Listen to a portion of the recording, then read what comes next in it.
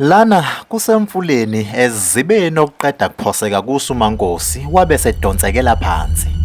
Athi uma udonsa uMaNkosi umoya ezama ukuphefumula, achileke angene ngamakhala amanzi. Avula amehlo kakhulu ezama ukuphefumula ngomlomo okungenani, nakhona akwenzeki. Kunalokho agwenyeka amanzi agcwala isisu. Emakhaleni kwakheka ibhamuza wena owabona ophethwe umkhuhlane uma ethe uyathimula kubhamuka ibhola lamafinyila. Nanti ibhola elibhamuke emakhaleni kaMaNkosi likhula limvimba izimbobo zombili zamakhala. Ayeke ukuqhwisha amoyizele kancane uma eqaphela ukuthi sekuyaphefumuleka.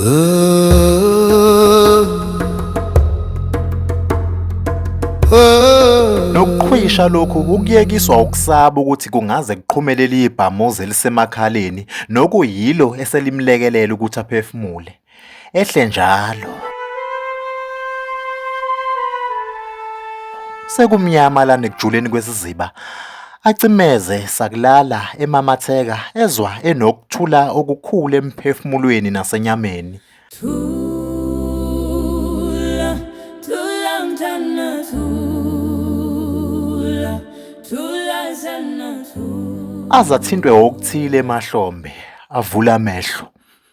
Oh Jehova oyingcwele, kwaze kwakuhle kule ndawo. Izithelo zigcwele yonke indawo lena.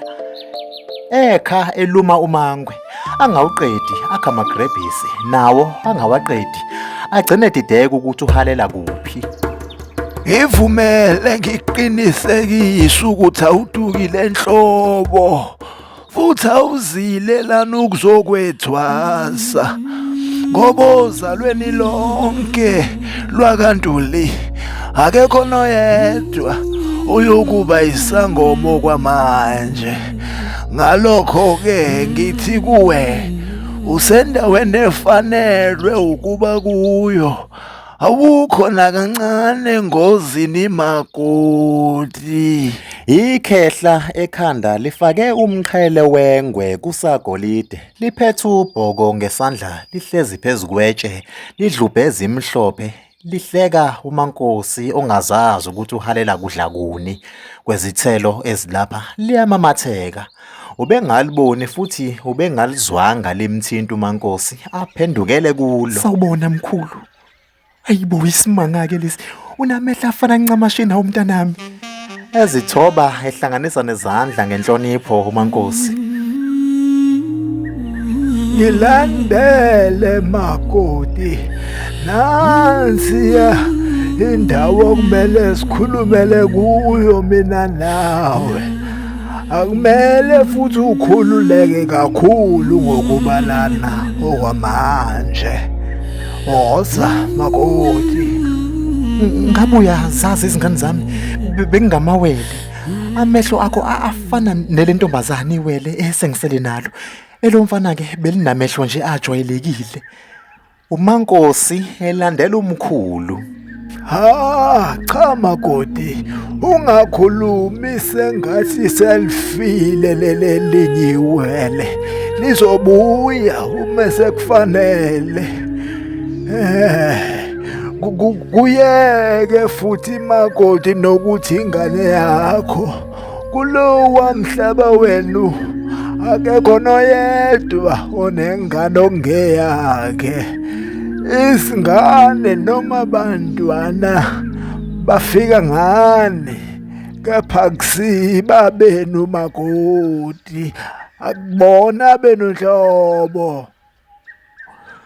Kusho leli ikhehla libonakala nje ukuthi lijabule ngokubona uMaNkosi ozididekela ukuthi liqonde ukuthini ngale nkulumo leli ikhehla ngalazi. Mina-ke ngingumkhulu uvusa ikhaya Ntuli, ngiyikhehla elizala ubaba kamkhwenyana wakho makoti.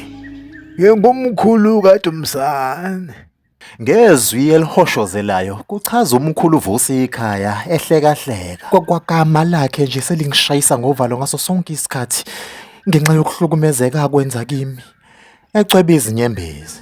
Sizomqondisa loyo makoti, nathi sesikhathelo kumkhuza ngamaphupho.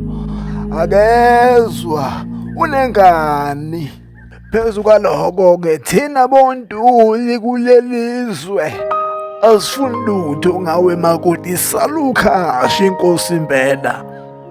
Umkhulu uVusikhaya azahline uma kukhulunywa ngoDumisani kucace ukuthi uyabacasula umzukulu wabo kwabona lana kulelizwe. Ewu, ngiyakuzwa mkhulu ukuthi nje zinzima kakhulu izinto njengoba senginomntwana. Bengithuka ngokungakwazi ukuthola abantwana. Noma esekhona-ke umntwana, ngithuka ngelisha igama lomfazi ohamba ebhabhabala. Umfazi ophingayo, ikakhulukazi njengoba ngingazi nje kwamina nokuthi ufinyelele kanjani espirithini sami lo mntwana. Ngiyamthanda kodwa uphelelisiwe uma nginaye.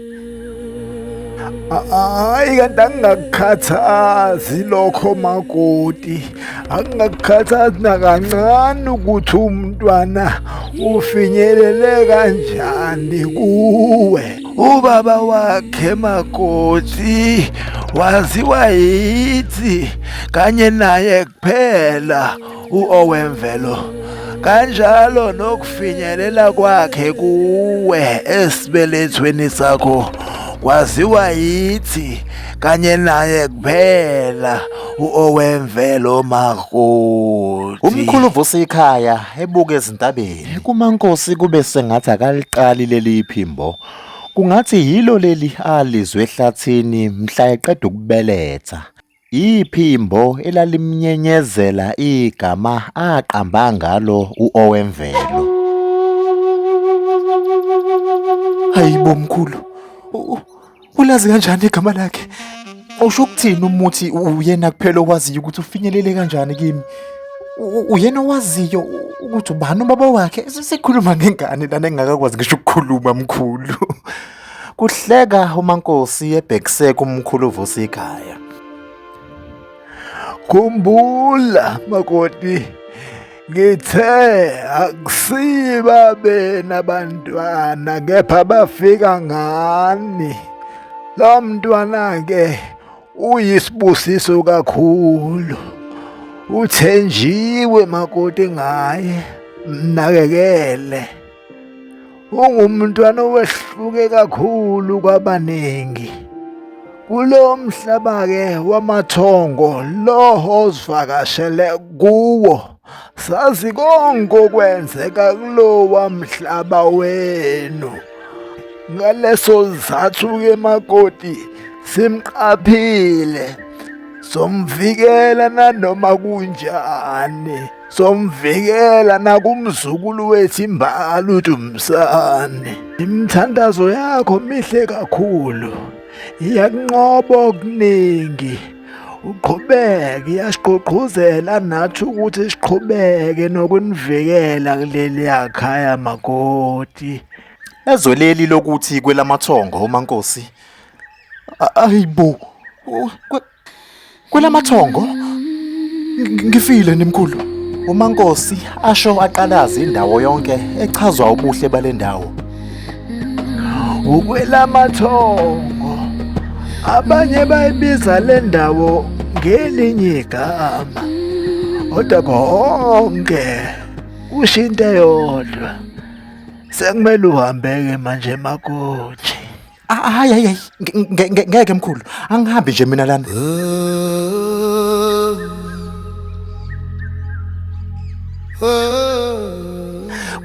Kunokuthula, ngizizwa ngilaphekile kuzo zonke izibazi nobuhlungu ebenginakho. Kukuwe makoti, nansi indlela ephindele emuva, bese kuba ileya yami-ke mina sengiyakushiya. Thatha lolu bhoko makoti ofika ulinikeze uOwemvelo. Sala kahle makoti, siyanithanda kwelamathongo. Umkhulu uVusikhaya eshiya ubhoko kumaNkosi esuke ehamba, asale bukisisa lolu bhoko umaNkosi. Alandele naye zimbili izindlela lana. Ilena akhonjiswe yona umaNkosi ephindela emuva, kanye nalena ethathwe ngumkhulu uVusikhaya. Webakithi, kenze njani nje ngempela?